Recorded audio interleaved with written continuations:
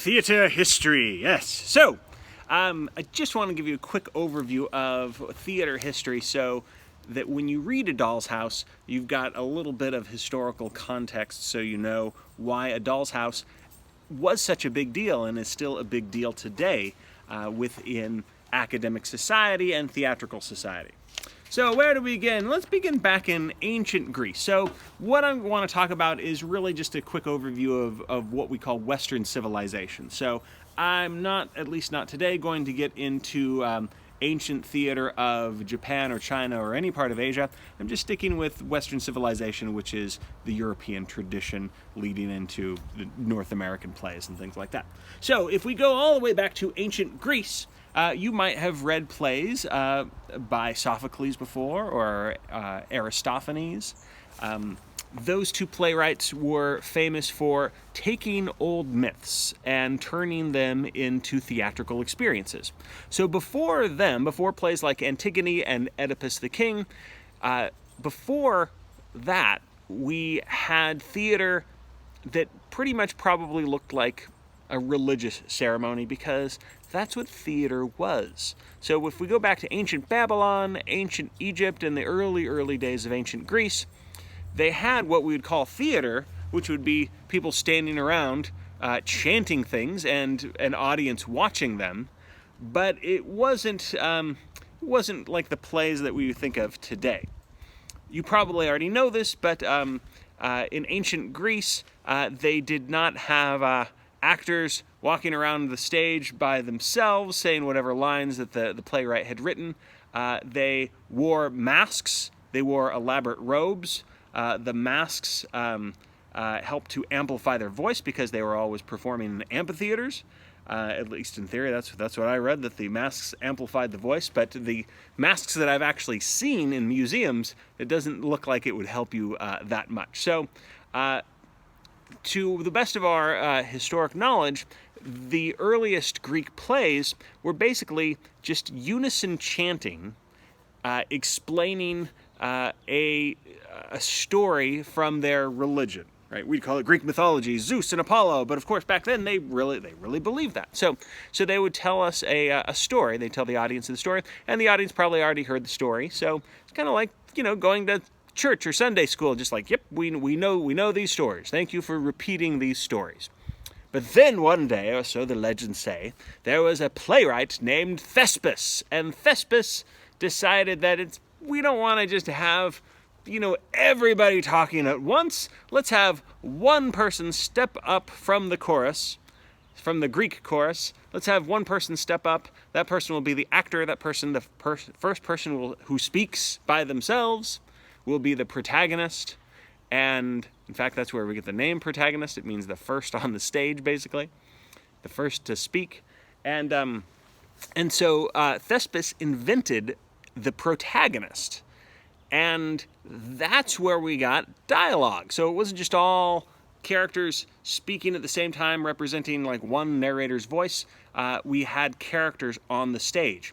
And once that happened, then since there's two or more people talking and everyone's not in unison, we had people arguing.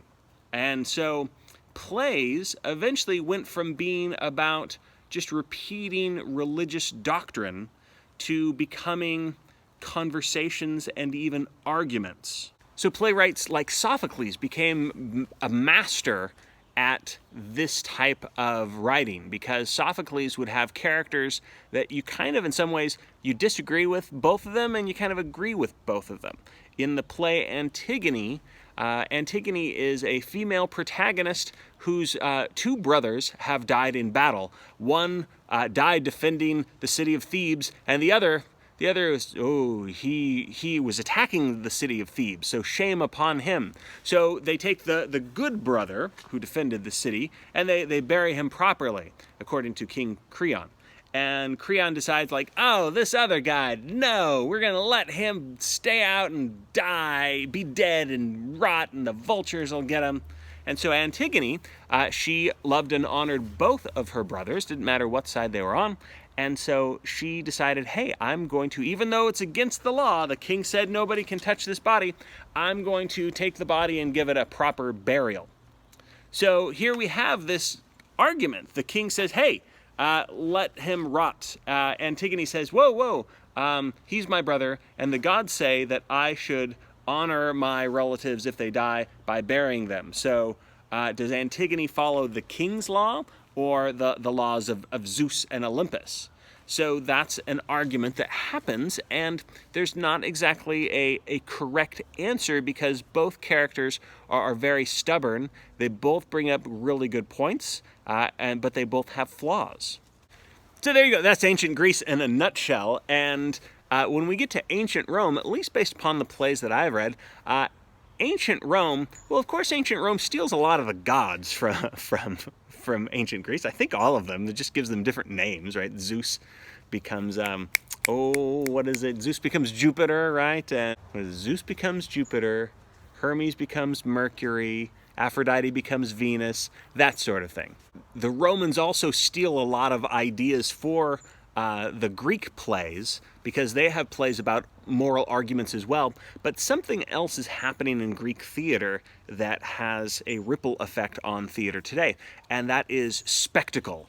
The Romans were interested in having larger sets or larger action sequences. They would have blood and death on the stage. Whereas in the Greek plays that I've read, the actors, if they're going to die, they walk off stage politely to go and die. In Rome, it's all out there. I'm sure you've heard of Gladiators. Gladiators don't exactly count as theater because, they're fighting to the death. They're not saying lines or anything like that. But sometimes gladiators would fight themed battles. Apparently, the Colosseum would occasionally be filled up with water, and they would put ships out and they would reenact a pirate battle. So that sort of theatrical experience, that sort of spectacle, is something that resonates even today with modern theater goers or just movie watchers in general. If you've seen any of the Avengers movie, now, we could have had Avengers movies where they just sit around talking to each other calmly about their problems and then maybe go off screen and fight each other and die, and maybe we'd hear some of the sound effects and a messenger would come in and say, oh, wow, Thanos is dead. But I think because of our Roman sensibilities, we want to see those battles on stage. So then I just noticed we need to... Yes. There, that's better. So the Roman times end, right? They had a nice long run, but the Roman Empire falls apart. And what's next? Well, we could call it the Middle Ages or the Dark Ages.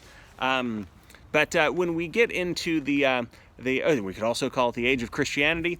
When we get into that phase, I'm talking about basically feudalism. So Europe is full of kingdoms and dukes and barons and nobility and lots of serfs or peasants and barking little dogs that you can hear off in the distance. So whenever you hear him bark, just think that's the peasants over there. But we're having a noble conversation. So kings and queens, now they had entertainment. If you've seen movies where there's a jester juggling things and telling jokes and stuff like that. So they had, of course, entertainment and music and little skits and things like that. But as far as theater, for the most part, theater dried up and died. There was a large sentiment.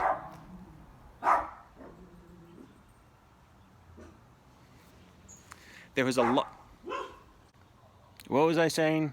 Theater, yes. So the churches started to organize what we would call plays, little sort of Bible stories that are brought to life. So they had mystery plays. Now, you think of mystery plays like, oh, whodunit? It's a murder mystery. It's like, no, the mystery plays were all about Bible stories. So they might have stories, taken from the Old Testament or the New Testament.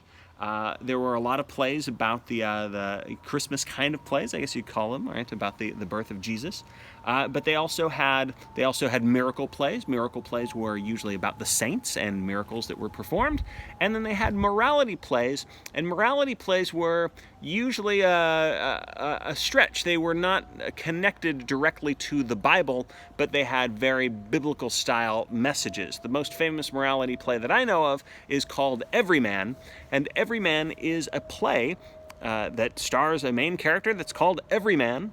And Everyman finds out that he's going to die that day. And so he is given advice saying like, well, so, gather together, do what you need to do. You're going to die at the end of the day. And Everyman's like, whoa, I'm going to die? It's like, yep, you're going to go see the big guy. You're going to need to go talk to God because you're going to be dead. And Everyman's like, ooh, I have to talk to God. Can I take anybody with me? And he's told, like, yeah, go ahead and ask if anybody wants to go with you. So Everyman goes to his friends, and his friends say, hey, what do you need? What's going on? And he's like, friends, please, I need your help. It's like, whatever you need, buddy. It's like, I'm going to die, and I need you to go with me and to talk to God. They're like, whoa, no. And he talks to cousins, family member. They're like, no, thank you. And then he starts to talk to things like his goods, so his luggage and stuff like that, things that he owns, and it includes his senses and his knowledge and his soul. So it becomes very metaphorical, of course, and it teaches this moral lesson of you can't take it with you, which becomes a wacky family comedy play in the 20th century. Not that you can't take it with you is based on Everyman at all. So like I said, those plays for the most part were very religious in nature. But once we get to the Renaissance, creative freedom comes back into play, and so we see plays that are becoming very artistic, very poetic, and the greatest of all of these creative poetic plays, they are written by none other than William Shakespeare. So William Shakespeare is writing in the late 1500s to the early 1600s. He dies in 1616, it is said.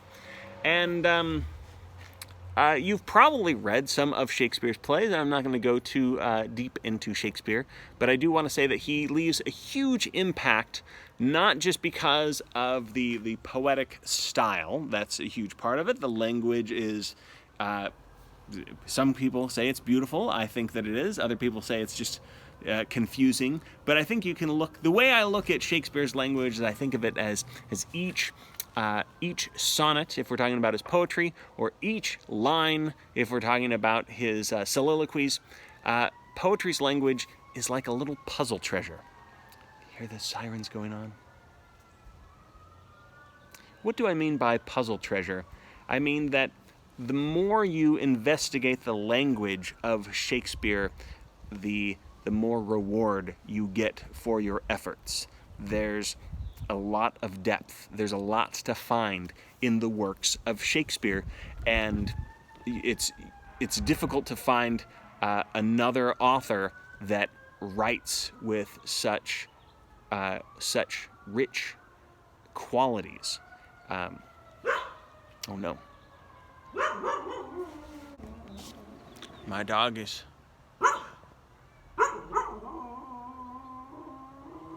He's mourning the loss of Shakespeare, I know. It's been over, 400 years, and it's still hard. Do you know they found a shark that's over 400 years old? So there's some shark that's swimming around alive right now that may have bumped into Shakespeare. If Shakespeare was swimming, I guess. And bumped into a very young shark near Greenland. God, I miss you guys. So you probably read some Shakespeare, and you know if you like Shakespeare or not, but maybe you haven't read this person. This person appeared on the scene shortly after Shakespeare's death, and that is Moliere. Moliere is France's answer to Shakespeare. Moliere is very funny. He writes plays that they rhyme all the way throughout, at least if you read them in the original French. So they have meter, they have rhyme, they have lots of commentary, social commentary, lots of humor, lots of satire, lots of silliness, and lots of romance, usually. And so I recommend checking out Moliere. Some of my favorites by Moliere are Tartuffe and The Misanthrope.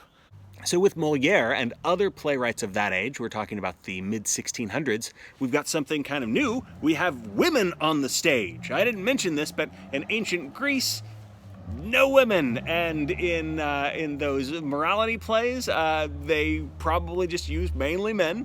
And in Shakespeare's age, like, nope, no women. Why? Again, because people thought that theater is sinful. I'm glad that women were on the stage, because that opened things up, and then theater started to become more realistic by having women on stage. Because as brilliant as Shakespeare's plays are, I can't imagine what it was like to have, a 14-year-old a 14-year-old kid with probably like a bad teenage mustache playing Juliet.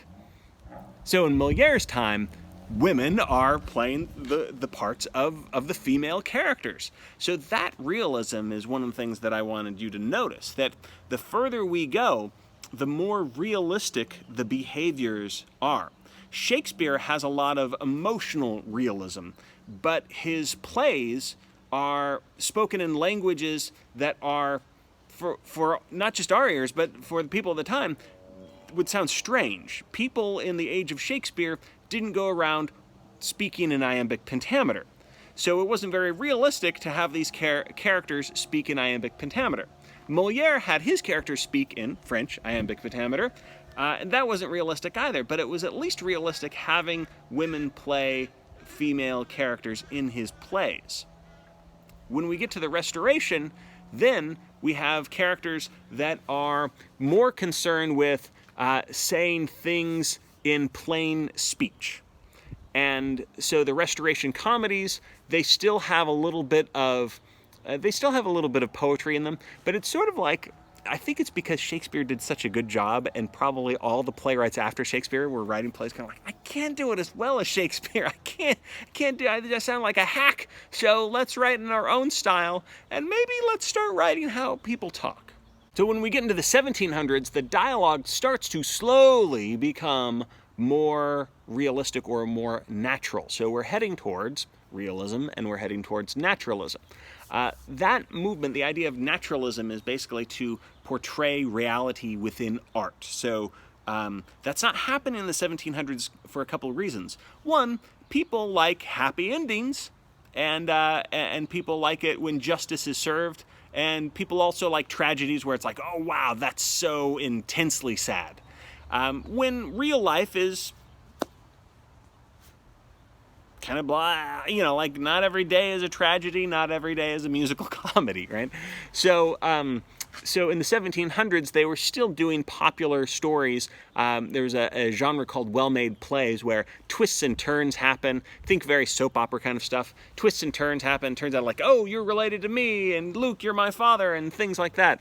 Luke, you're my father? Well, you get the idea, maybe. And depending on what part of the world we're talking about, realism wasn't catching hold yet in the 1700s and the early 1800s because of tyrants such as Napoleon.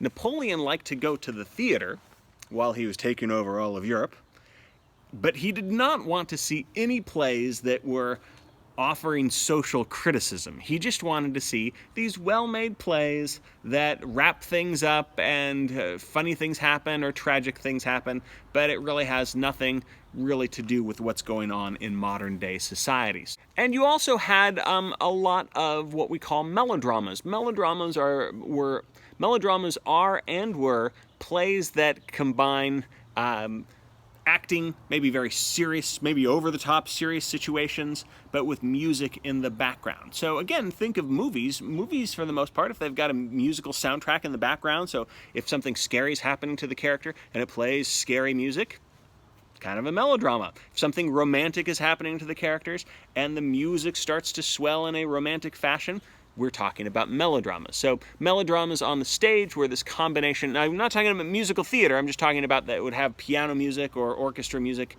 playing while these characters are in these tragic or comedic situations. So again, having music in the background is not very realistic either.